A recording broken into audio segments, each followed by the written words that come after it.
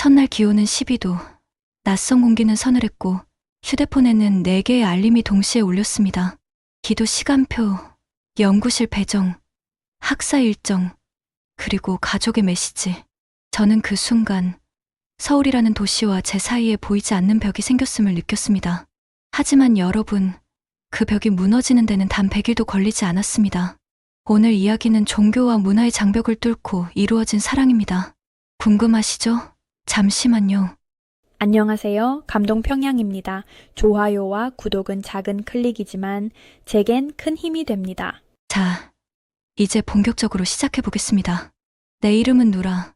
사우디아라비아 리야드에서 태어나고 자랐으며 지금은 연세대학교 국제보건학연구원으로 서울에서 생활하고 있다. 올해로 26살. 이곳에 발을 디딘 지는 이제 겨우 몇 달이 지났다. 첫날의 기억은 지금도 생생하다. 인천공항에 도착했을 때 체감 온도는 12도였다. 리야드에서는 상상하기 힘든 서늘함이었고 그 차가운 공기가 폐 속까지 스며드는 듯했다. 4개의 알림이 동시에 울리던 휴대폰 화면은 나를 더 혼란스럽게 만들었다. 기도 시간 알림, 연구실 배정 메일, 학사 일정 공지, 그리고 아버지의 메시지. 그 순간 나는 서울이라는 거대한 도시와 나 사이에 정확히 1m쯤의 거리가 놓여 있다는 기묘한 감각을 느꼈다. 연구실에 배정되고 며칠이 지나자 문제는 금방 나타났다. 실험 일정이 새벽 기도 시간과 겹쳤고 동료들에게 양해를 구하는 순간마다 시선이 나를 찔렀다. 히잡을 두른 내 모습이 그들에게는 낯선 풍경이었던 것이다. 그 시선이 호기심일지 의문일지 분간조차 가지 않았지만 나에게는 날선 칼날처럼 느껴졌다. 며칠이 흐르고 몸과 마음은 서서히 지쳐갔다. 낮에는 연구실, 밤에는 한국어 수업, 그리고 새벽 기도까지. 체력이 바닥나고 무엇보다 마음이 다쳐갔다. 여기는 나를 받아들일 수 없는 곳일지도 몰라. 스스로에게 그런 말을 내뱉으며 고개를 떨궜던 날도 있었다. 그러던 어느 날 교내 다문화 포럼 참가 메일이 도착했다. 사실 처음에는 무심히 삭제하려 했다. 또 형식적인 행사겠지. 하지만 무언가 알 수 없는 힘이 손가락을 멈추게 했다. 결국 참석을 결정한 그날이 내 인생을 뒤집는 순간이 될 줄은 몰랐다. 포럼 첫날, 사람들 사이에서 긴장한 채 앉아있던 나에게 한 남자가 다가왔다. 또 하나의 낯선 시선일 거라 생각했는데 그 입에서 나온 첫 마디가 나를 얼어붙게 했다. 아살람 알라이쿰, 누라씨. 반갑습니다. 정확한 아랍어 발음. 순간 심장이 덜컥 내려앉았다. 한국에서 이런 인사를 받을 거라곤 상상도 못했으니까.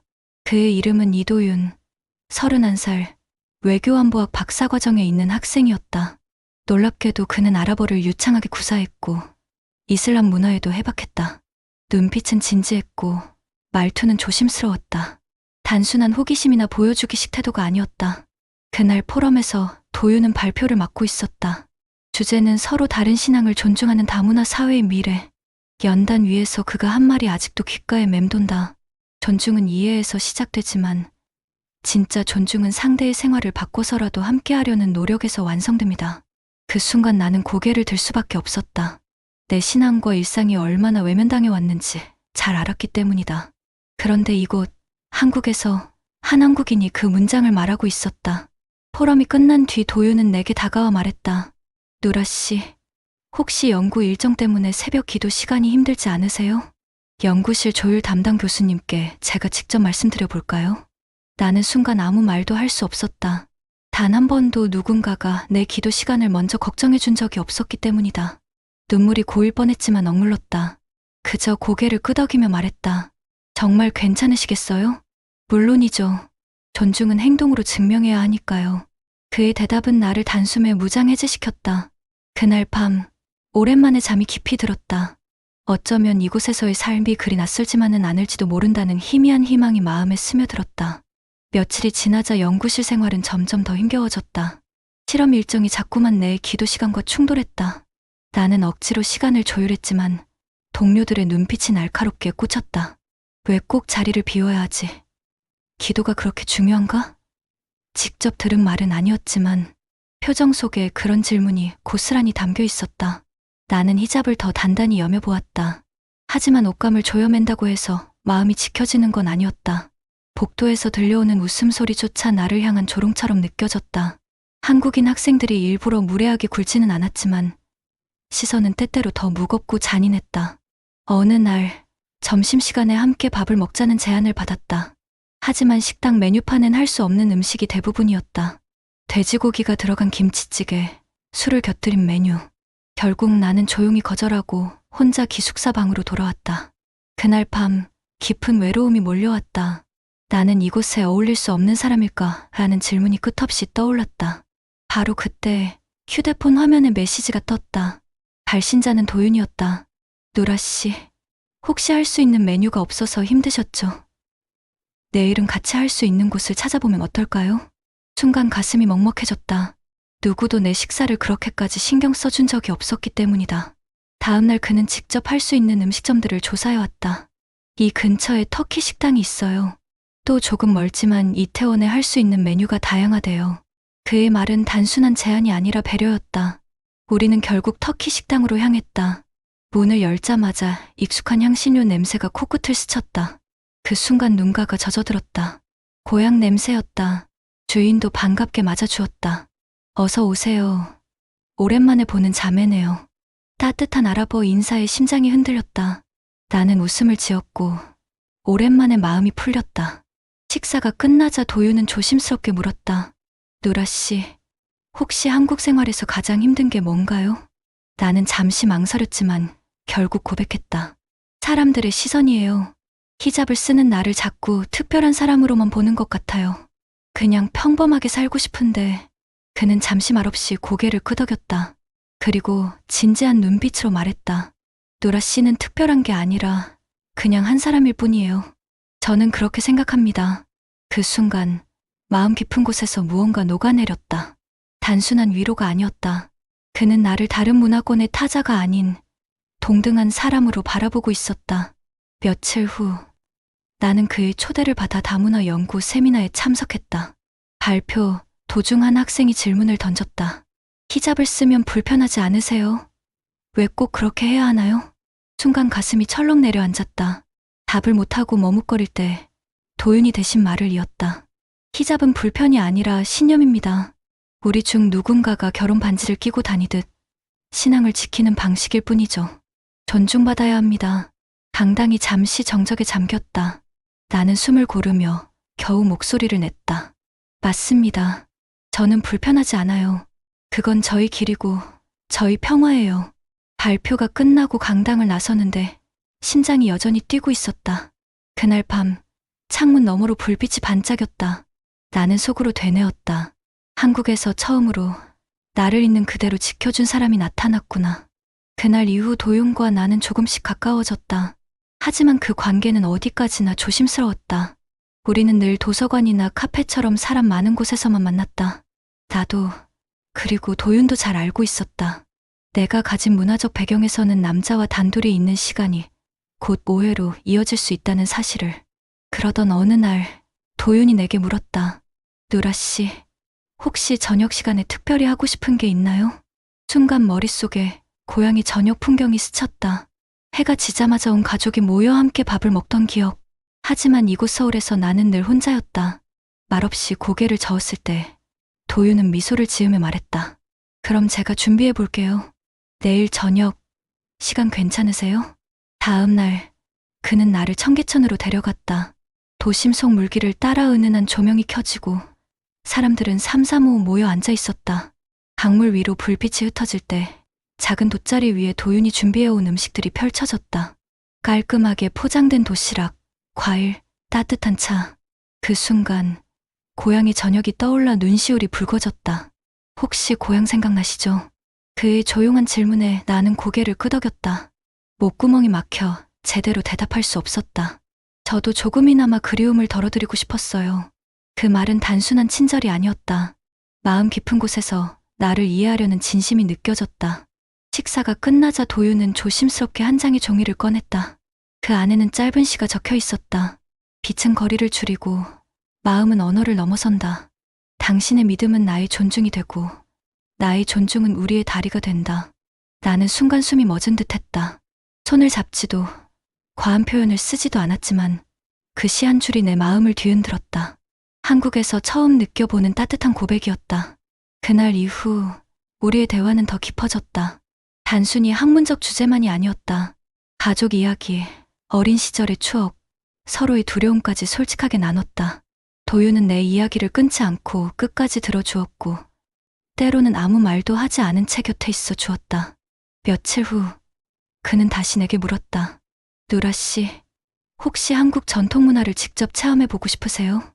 나는 잠시 망설였다. 하지만 호기심이 더 컸다. 할 수 있다면 해보고 싶어요. 좋습니다. 이번 주말에 창덕궁 야간 관람 프로그램이 있어요. 함께 가실래요? 주말이 되자 나는 처음으로 한복을 입게 되었다. 고운 연분홍 저고리와 하얀 치마, 그리고 히잡 위에 살짝 얹은 노리개 장식. 낯설면서도 신기한 조합이었다. 거울 속의 내 모습에 스스로도 놀랐다. 이렇게 잘 어울릴 줄은 몰랐어. 창덕궁의 달빛 아래 고즈넉한 정각 사이를 걸으며 도윤은 한국의 역사를 조용히 설명해 주었다. 임금의 삶, 왕비의 의무, 그리고 무엇보다 가족을 소중히 여기는 전통. 나는 그 순간 깨달았다. 한국과 사우디는 다르지만 근본적인 가치는 닮아 있었다는 것을. 궁궐 마당 한가운데에서 잠시 발걸음을 멈췄을 때 도윤이 나를 바라보며 말했다. 누라 씨, 제가 감히 말씀드리자면 오늘이 제 인생에서 가장 빛나는 밤 같습니다. 심장이 쿵 내려앉았다. 고백일까? 하지만 그는 더 이상 말을 잇지 않았다. 대신 잠시 고개를 숙이며 미소 지었다. 나는 그 미소 속에서 이미 충분한 대답을 읽을 수 있었다. 돌아오는 길, 청계천의 물소리가 다시 귓가를 스쳤다. 나는 속으로 다짐했다. 이제는 두렵다고만 할 수 없다. 이 감정을 피하지 않고 마주해야 한다. 창덕궁 야간 산책 이후 도윤과의 만남은 조금 더 자연스러워졌다. 우리는 여전히 공개된 장소에서만 만났지만 마음속 거리는 한층 가까워졌다. 도윤은 내 신념을 존중하면서도 한국의 문화를 천천히 보여주고 싶어 했다. 그날도 그는 내게 말했다. 누라 씨, 이번에는 인사동에 가 보실래요? 한국의 전통과 현대가 함께 있는 곳이에요. 나는 잠시 망설였다. 사람 많은 곳에서 히잡을 쓴 내 모습은 언제나 더 많은 시선을 불러왔기 때문이다. 하지만 그의 따뜻한 눈빛이 망설임을 지웠다. 좋아요. 가 보고 싶어요. 주말, 인사동 거리는 활기로 가득 차 있었다. 거리 곳곳에는 한복 차림의 관광객, 전통 공예품을 파는 가게, 그리고 향긋한 떡 냄새가 풍겨나왔다. 나는 잠시나마 한국의 전통 속에 스며드는 기분을 느꼈다. 그러나 평화는 오래가지 않았다. 골목 어귀에서 술에 취한 남자 2명이 비틀거리며 다가왔다. 그들의 시선이 곧바로 내 히잡에 꽂혔다. 야, 이슬람 여자네? 여기까지 와서 뭐 하는 거야? 순간 온몸이 굳어버렸다. 숨이 막히고 심장이 빠르게 뛰기 시작했다. 그들의 웃음은 거칠고 불편하게 울렸다. 나는 고개를 숙이며 발걸음을 재촉했다. 하지만 그들은 뒤따라오며 또 소리를 질렀다. 한국 남자랑 다니는 거야? 웃기네. 어울린다고 생각해? 그때 도윤이 한 발 앞으로 나섰다. 그의 어깨가 내 앞을 가로막으며 두 사람을 향해 낮고 단호한 목소리를 냈다. 지금 말씀하신 건 매우 무례합니다. 그녀는 제 소중한 사람이고 히잡은 종교적 신념에서 비롯된 것입니다. 존중해 주시죠. 그 목소리는 차갑지도 과격하지도 않았다. 그러나 흔들림 없는 단호함이 담겨 있었다. 남자들은 순간 멈칫하더니 서로 눈치를 보며 비웃듯 말하고는 자리를 떴다. 숨을 고르지 못한 나는 도윤의 옆모습을 바라보았다. 그가 나를 지켜주는 순간 알 수 없는 안도감이 몰려왔다. 그동안 한국에서 느끼던 낯선 두려움이 조금은 가벼워진 듯했다. 괜찮으세요, 누라 씨? 그의 조용한 물음에 나는 겨우 목소리를 냈다. 네, 하지만 조금 무서웠어요. 앞으로는 제가 곁에 있을 겁니다. 누라 씨가 두려움 없이 한국을 경험하실 수 있도록. 그 말에 가슴이 뭉클해졌다. 단순한 약속이 아니라 책임의 선언처럼 들렸다. 그 순간 나는 깨달았다. 그와 함께라면 낯선 한국 땅이 더 이상 두려움의 공간만은 아니라는 것을. 우리는 근처 전통 찻집으로 들어갔다. 다다미가 깔린 방 안에는 은은한 국화차 향기가 가득했다. 나는 손끝이 떨려 잔을 제대로 들지 못했지만 마음은 서서히 진정되었다. 도윤은 차를 따르며 조용히 말했다. 누라 씨, 한국 남자는 사랑하면 끝까지 책임집니다. 오늘 제가 약속드린 것도 그 마음에서 나온 겁니다. 그 말은 가벼운 대화가 아니었다. 그의 눈빛 속에는 진심이 있었다. 그리고 그 진심이 내 마음을 깊이 울렸다. 집으로 돌아오는 길. 거리는 여전히 붐볐지만 두려움은 줄어들었다. 나는 속으로 중얼거렸다. 오늘 나는 보호받았고 존중받았다. 그리고 그 모든 순간이 낯설지 않았다. 봄이 지나고 여름이 다가오자 내 마음속에 한 가지 두려움이 피어올랐다. 곧 고향에서 가장 중요한 금식 기간이 시작될 예정이었기 때문이다. 해가 떠 있는 동안 물 한 모금도 입에 대지 못하는 한 달의 시간. 가족과 함께라면 기쁨으로 받아들일 수 있지만 타국에서 홀로 맞이해야 한다는 사실은 막막하기만 했다. 나는 속으로 다짐했다. 이번만큼은 혼자 견뎌야 해. 그러나 마음은 쉽게 따라주지 않았다. 새벽마다 혼자 일어나 조용히 음식을 준비하고 해가 지면 방 안에서 작은 불빛 아래 허기를 달래는 모습이 눈앞에 그려졌다. 그런데 그 사실을 어떻게 알았는지 도윤이 먼저 말을 꺼냈다. 누라 씨, 곧 금식 기간이죠. 나는 놀란 눈빛으로 그를 바라보았다. 맞아요. 어떻게 아셨어요? 제가 공부하는 주제가 중동 문화잖아요. 중요한 시기를 모르고 지나갈 순 없죠. 그는 잠시 말을 멈추더니 진지하게 덧붙였다. 저도 같이 해보겠습니다. 순간 귀를 의심했다. 뭐라고요? 도윤 씨는 무슬림이 아닌데요. 그렇지만 누라 씨가 소중하게 지키는 거라면 저도 함께 경험하고 싶습니다. 가슴이 요동쳤다. 고향에서도 가족 외에는 누구도 나의 신앙을 이렇게 존중해 준 적이 없었다. 나는 애써 평정을 유지하며 말했다. 힘드실 텐데 괜찮으세요? 물론 쉽진 않겠죠. 하지만 존중은 말로만 되는 게 아니잖아요. 행동으로 보여야죠. 그의 대답은 더 이상 거절할 수 없는 진심이었다. 그날부터 우리의 일상은 달라졌다. 새벽이 오기 전, 아직 어둠이 가시지 않은 시간에 우리는 함께 작은 아침 식사를 준비했다. 그는 졸린 눈을 비비면서도 웃음을 잃지 않았다. 새벽 공기가 이렇게 시원한 줄 처음 알았어요. 나는 웃음을 터뜨렸다. 저는 늘 이렇게 하루를 시작했거든요. 낮 동안은 배고픔과 갈증으로 지쳤지만 저녁이 되면 설렘이 찾아왔다. 해가 천천히 지평선 너머로 내려앉는 순간 함께 앉아 물 한 모금을 나누는 그 시간이 너무나 특별했다. 그것은 단순한 식사가 아니라 마음을 나누는 의식 같았다. 특히 기억에 남는 날이 있다. 청계천 근처의 작은 광장에서 우리는 돗자리를 깔고 저녁을 준비했다. 하늘은 붉게 물들고 강물 위로 반짝이는 불빛이 퍼져나갔다. 그는 정성스레 도시락을 열어보였다. 오늘은 제가 직접 준비해봤습니다. 인터넷에서 레시피를 찾아보고 사장님께도 물어봤어요. 뚜껑을 열자 양고기와 향신료가 어우러진 요리가 모습을 드러냈다. 익숙한 냄새가 퍼지자 눈가가 뜨거워졌다. 젓가락을 들려는 손이 떨렸다. 맛은 장담 못해요. 하지만 마음은 담았습니다. 첫 입을 베어 무는 순간 눈물이 흘러내렸다. 고향의 맛과 똑같지는 않았지만 그 이상의 따뜻함이 담겨 있었다. 정말 맛있어요. 고맙습니다. 그는 쑥스러운 듯 웃으며 물 한 잔을 건넸다. 누라 씨가 행복하다면 저도 행복합니다. 그날 저녁 우리는 평소보다 오래 앉아 있었다. 강물 소리와 사람들의 웃음소리가 섞여 들려왔다. 하지만 내 귀에는 그의 목소리만 선명했다. 누라 씨, 오늘 이 자리가 제게는 단순한 식사가 아니었습니다. 앞으로도 이렇게 당신이 소중히 여기는 것을 함께 지키며 살아가고 싶습니다. 심장이 쿵 하고 내려앉았다. 고백이라는 단어가 직접 등장하지 않았지만 그 이상으로 깊은 감정이 전해졌다. 나는 그 순간 깨달았다. 그와 나 사이의 거리가 더 이상 학문이나 우정에 머물러 있지 않다는 것을. 밤이 깊어지자 그는 조심스레 자리에서 일어났다. 오늘은 여기까지 하죠. 돌아가는 길에 조심하세요.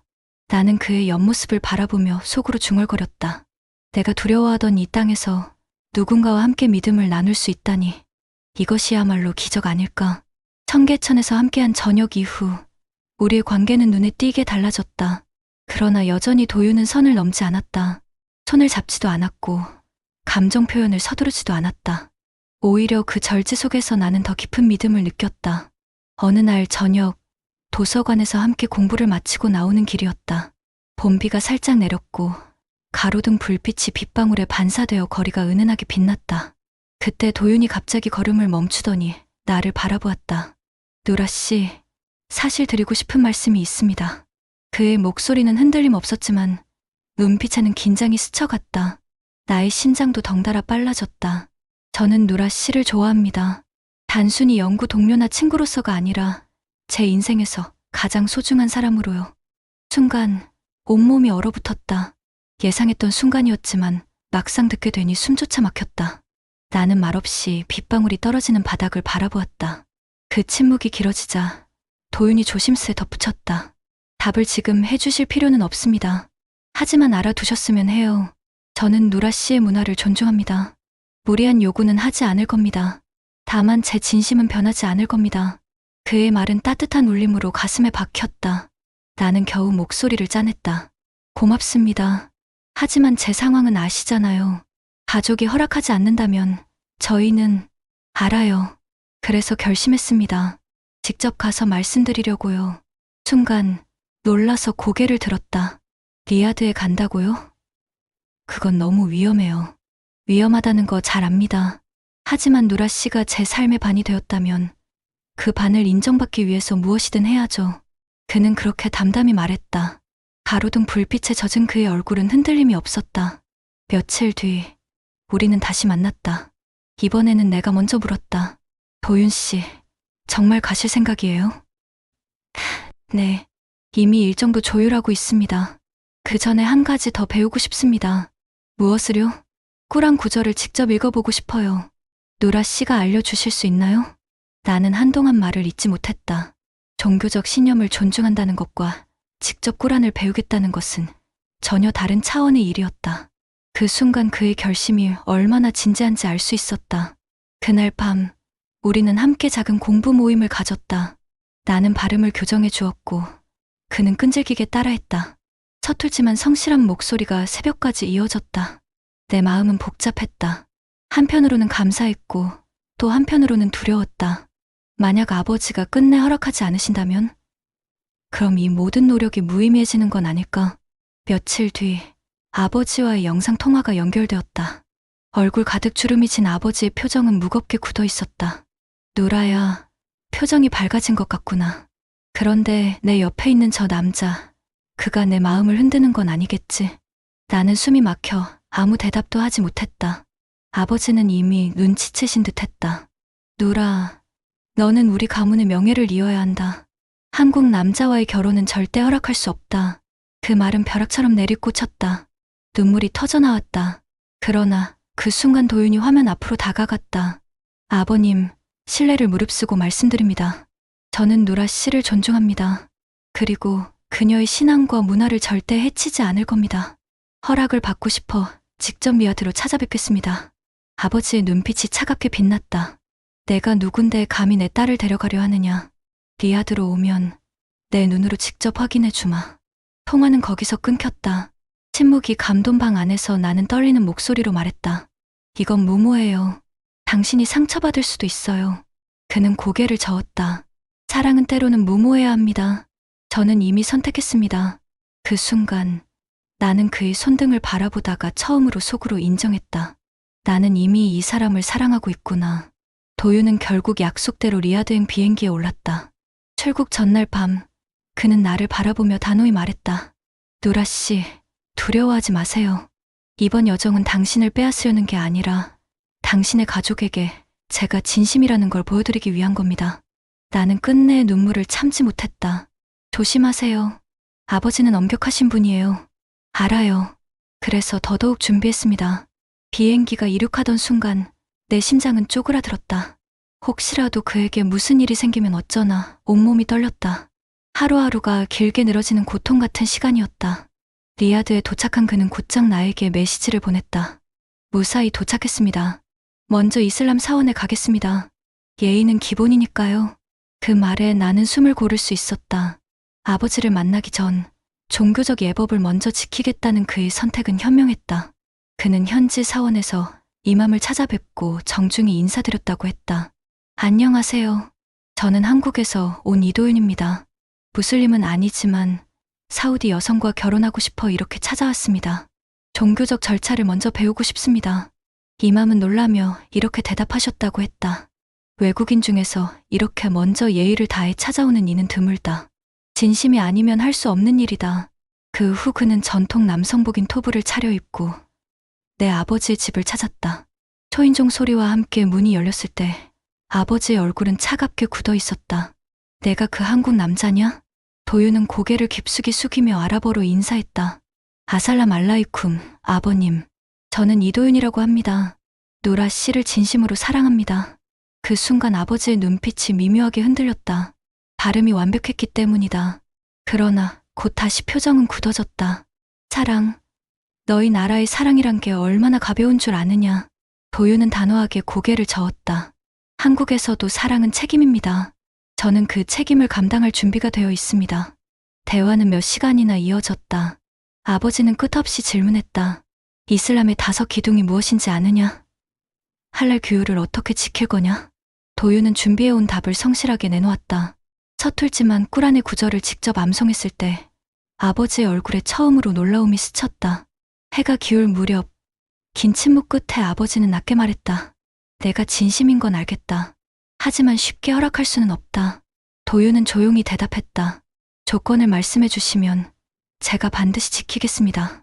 아버지는 깊은 한숨을 내쉬더니 조건을 내걸었다. 첫째, 정식으로 이슬람으로 개종할 것. 둘째, 결혼식은 반드시 이슬람 예식으로 치를 것. 이 2가지가 지켜진다면 허락하겠다. 그 순간 내 눈에서 눈물이 터져나왔다. 화면 너머로 그 소식을 들으며 나는 떨리는 목소리로 물었다. 정말 괜찮으세요? 도윤은 주저하지 않았다. 네, 이미 마음의 준비는 끝났습니다. 누라 씨를 위해서라기보다는 제가 스스로 믿음을 느꼈기 때문입니다. 그 대답에 아버지의 표정이 처음으로 누그러졌다.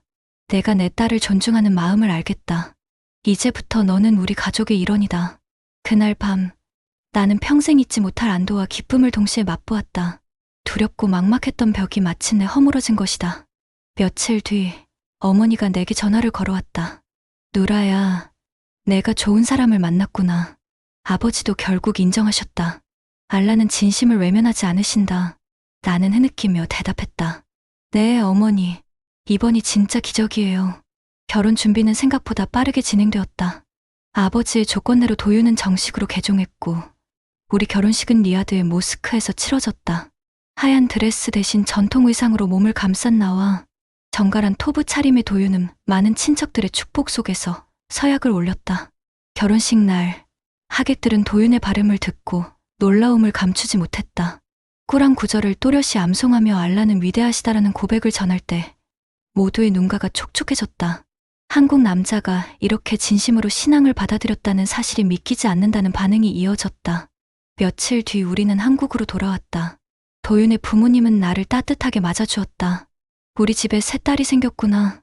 시어머니의 말에 눈물이 터졌다.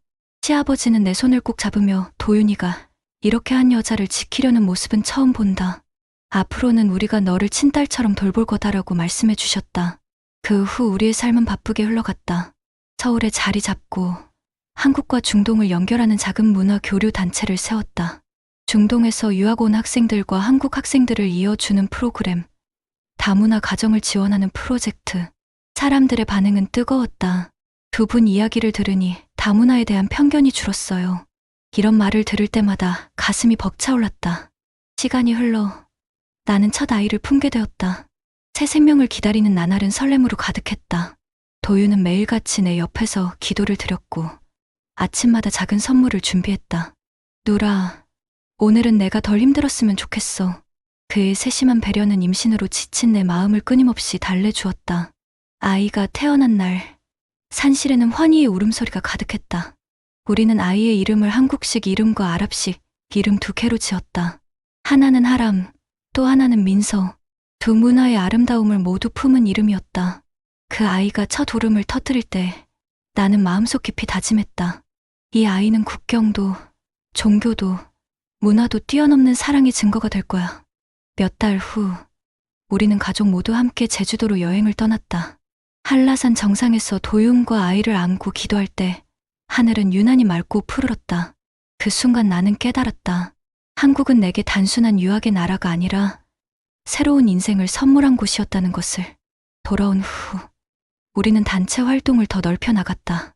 강연 요청이 쇄도했고 국제 포럼에서도 우리 이야기를 초청받았다. 무대 위에서 나는 이렇게 말했다. 사랑은 차이를 지우는 게 아니라 차이를 존중하며 함께 살아가는 것입니다. 저희의 이야기가 작은 희망의 씨앗이 되길 바랍니다. 청중의 박수 소리가 쏟아졌고 눈물 짓는 사람들이 보였다. 나는 그날 확신했다. 우리 부부가 걷는 길은 단순히 개인의 사랑이 아니라 더 많은 이들의 용기를 키워주는 여정이라는 것을. 이제 아이는 조금씩 말을 배우기 시작했다. 아침마다 한국어와 아랍어 단어를 함께 가르치며 웃음을 터뜨렸다. 엄마, 아빠, 하바비. 그 작은 목소리가 집 안가득 울려 퍼질 때마다 세상이 더 환해지는 기분이었다. 가끔은 처음 한국 땅을 밟았던 날을 떠올린다. 차갑고 낯설던 공기, 수많은 시선 속에서 움츠러들던 나. 하지만 지금 나는 이렇게 당당히 웃으며 말할 수 있다. 한국은 포용의 나라였고 나는 그 안에서 진짜 사랑을 찾았다. 마지막으로 이 영상을 보시는 여러분께 말씀드리고 싶다. 진정한 사랑 앞에서는 어떤 장벽도 무너지지 않을 수 없습니다. 서로를 이해하려는 노력과 존중이 있다면 종교도, 문화도, 국경도 결국 다리를 놓아주는 기회가 됩니다. 오늘 저희의 이야기가 여러분 마음에도 작은 울림으로 남기를 바랍니다. 그리고 앞으로도 더 많은 감동적인 사연을 함께 나누고 싶습니다. 지금까지 감동평양이었습니다. 감사합니다.